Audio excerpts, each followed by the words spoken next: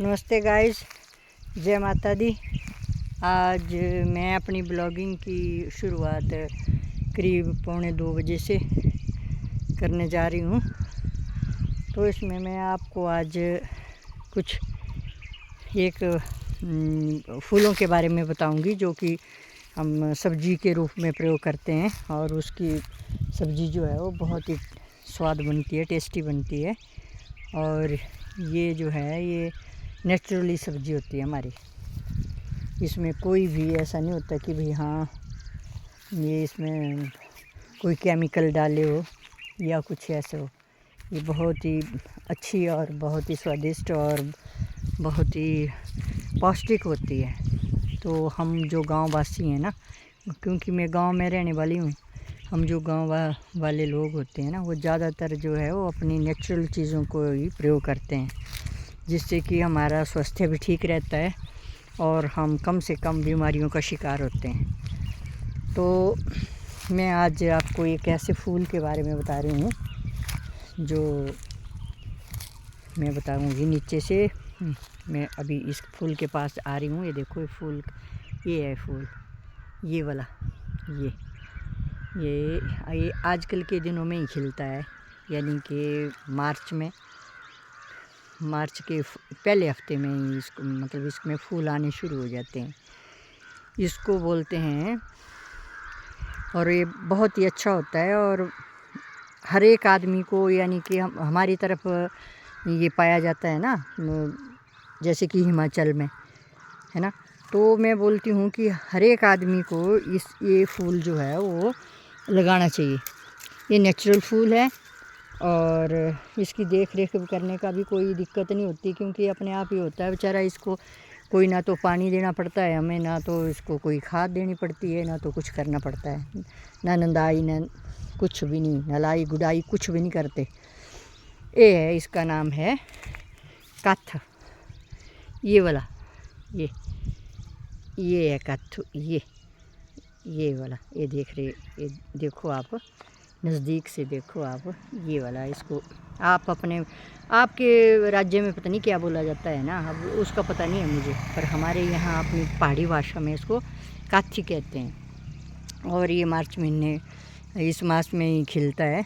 और इसके जो फूल हैं ना, ये वाले फूल, इसको निकालते हैं ऐसे, ये ऐसे निकालते हैं। मैंने थोड़े से निकाले क्योंकि मैं नहीं इनको निकाल रही हूँ ना, क्योंकि ये मेरे से किसी ने मांग रखे हैं कि भाई हमने इसकी सब्ज़ी बनानी है, हमें दे देना। मैं क्या, चलो कोई बात नहीं, आप ही ले जाओ। ये वाले, ये देखो। तो इनको साफ़ करना है हमने, एक एक अलग अलग करनी है इनकी पंखड़ियाँ। वैसे तो अलग ही हैं, ये ऐसे करनी है। और इसमें से जो कचरा वगैरह है वो निकाल देना है हमने। और उसके बाद फिर इनको, ये जो हमारा, या तो जो मशीन होती है हमारी, जिसे ग्राइंडर कहा जाता है, उसमें ग्राइंड करो, या फिर आपके पास वो ओखली होती है, या जिसे कुंडी वगैरह कहते हैं ना, वो वाली होती है। पत्थर की भी होती है और एल्युमिनियम की भी होती है, कई प्रकार की होती है ना, लोहे की भी होती है। तो जो भी आपके पास वहाँ पे हो उसमें डालो और उसमें इसको कूटो। और इसके बाद जब ये अच्छी तरह से मैश हो जाए ना, थोड़ा सा मिश्रण जो है इसका बिल्कुल बारीक हो जाए, तो उसके बाद इसको निकालो। और इसमें जो आपके पास, या अगर आपके पास बेसन है तो बहुत ही अच्छा, अगर बेसन नहीं है तो भी फिर जैसे चावलों का आटा है ना, या फिर दूसरा मक्की का तो आजकल बड़ी मुश्किल से मिलता है ना, अब गर्मियाँ आ गई, पर चावलों का तो होता ही है लोगों के पास। या तो फिर बेसन सबसे अच्छा है। बेसन मिलाओ और इसके फिर जैसे हम पकौड़ू बनाते हैं ना, तो पकौड़ू तो वो हम तलते हैं, इसमें डालते हैं कढ़ाई में तेल डाल करके। इसमें वैसा नहीं होता, इसमें आप तवे पे पकाओ, जैसे कि हम रोटी पकाते हैं ना, रोटी जब बनाते हैं तो वैसे गोल करके वैसे कर दो।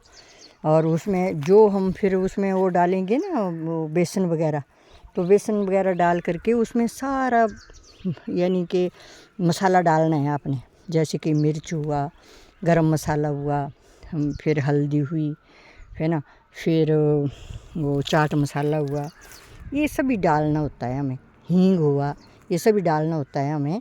और फिर इसको मैश किया जाता है जैसे कि हम रोटी बनाते हैं ना। अभी मैं इनको तोड़ नहीं रही हूँ क्योंकि ये लोगों ने मेरे से मांग के रखे हैं ना, तो फिर अगर मैं निकाल करके आपको तोड़ के बताऊँ और बना के बताऊँ तो फिर वो उनको नहीं मिलेंगे। तो फिर मैंने सोचा चलो कोई बात नहीं, मैं उन्हीं को दे देती हूँ, ठीक है। एक ये है हमारा पौधा, और एक इसी का ये है नीचे, जैसे वो वाला वो दिखता है नीचे आम के पेड़ के पास, ये जो आम का पेड़ है इसके पास है ये नीचे, है ना। ये है, दो हैं। तो सड़क में वो जा रही थी तो उन्होंने बोला कि आंटी मुझे चाहिए। मैं क्या, ले जाना बेटा, कोई बात नहीं। तो मैं आपको ये बता रही हूँ कि अगर आपके घरों में भी है ना ऐसे, तो आप बनाएं, और बहुत स्वादिष्ट सब्ज़ी बनती है इसकी, बहुत ही स्वाद।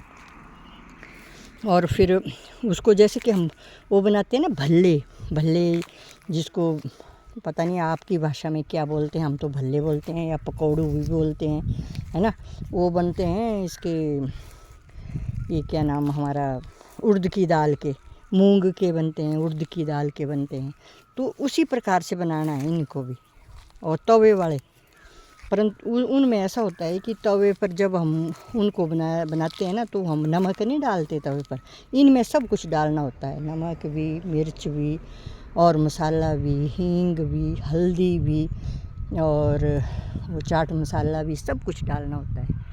तो इसलिए गाइस मुझे पूरी उम्मीद है कि हम गांव की औरतें हैं और हमें इन सब चीज़ों में बहुत ही इंटरेस्ट लेना चाहिए, है ना।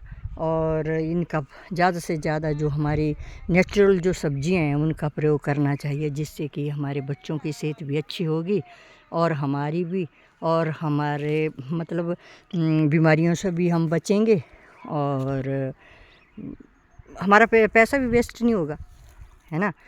तो ये मैंने बता दिया, इसके फ़ायदे मैंने बता दिए आपको कि आप चटनी के साथ खाओ, आप चपाती के साथ खाओ इसे, आप फिर चाहे भटूरे बना करके खाओ, कैसे भी खाओ, है ना।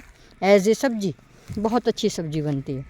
तो मुझे पूरी उम्मीद है कि आप ज़रूर ये वाले फूल जो अगर आपके नज़दीक इधर उधर कहीं होंगे, तो जो मैंने बताए वो आपने देखे ध्यान से, आप ज़रूर उनको लेंगी और फिर आप सब्ज़ी बनाएंगे। और सब्ज़ी में मैंने बता दिया आपको कि ये मसाले डलते हैं, जैसे कि हम अपने वो बनाते हैं ना दूसरे पकौड़ू, वो जो इसमें शिवरात्रि में आम हमारे पहाड़ में बनाते हैं यहाँ पे, तो पर पता नहीं अब आपके वहाँ पे कैसे कैसे बनाते हैं, पर होते हैं वो वैसे ही बनाने हैं। आपने इसमें बेसन डालना, जो अगर गांव की है तो भी डाल सकती हैं। अगर आपके पास बेसन नहीं है तो आप वो जो आपकी दाल है ना, वो चने वाली, उसको भीगने डाल दो, जब वो भीग जाएगी तो फिर उसको सिलबट्टे पे पीस लो। अगर आपके पास कुछ भी नहीं है ना, तो सिलबट्टा तो आम सभी के घरों में होता है, तो उससे पीस लो, और पीस करके फिर उसकी एक मिश्रण बन जाता है। और उस मिश्रण में आप सभी मसाले डाल दो, जैसे जीरा हुआ, फिर कश्मीरी मिर्च हुई, फिर दूसरी मिर्च भी डाल सकते हैं, फिर यानी कि हल्दी, हींग, ये सभी डालो, और फिर उसको मैश करो। और जैसे कि हम अपनी रोटी बनाते हैं ना तवे पर, वैसी तवे पर रोटी की तरह, यानी नीचे तवे के ऊपर थोड़ा थोड़ा तेल लगा लो नीचे, क्योंकि उसको तो ऐसे तो चिपक जाएगी ना, क्योंकि उसमें नमक डला हुआ है हमारे मिश्रण में, तो इसलिए उसमें थोड़ा थोड़ा वो आप ये लगा लो, तेल लगाओ तवे पे, और उसके ऊपर फिर उस तवे को थोड़ा गर्म होने दो, और उसके ऊपर वो रोटी को डाल दो। और उसके बाद जो आपके पास पलटा होता है उसके साथ उसको पलट दो थोड़ी देर के बाद। जब वो पक जाता है एक तरफ से, फिर दूसरी तरफ से उसको पका लो, और इस प्रकार से निकाल लो।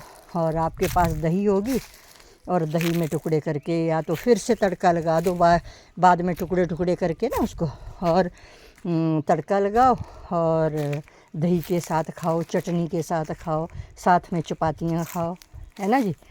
तो मुझे पूरी उम्मीद है कि आप ये ऐसा ज़रूर करेंगी और इस सब्ज़ी का प्रयोग भी ज़रूर करेंगे। ठीक है, धन्यवाद।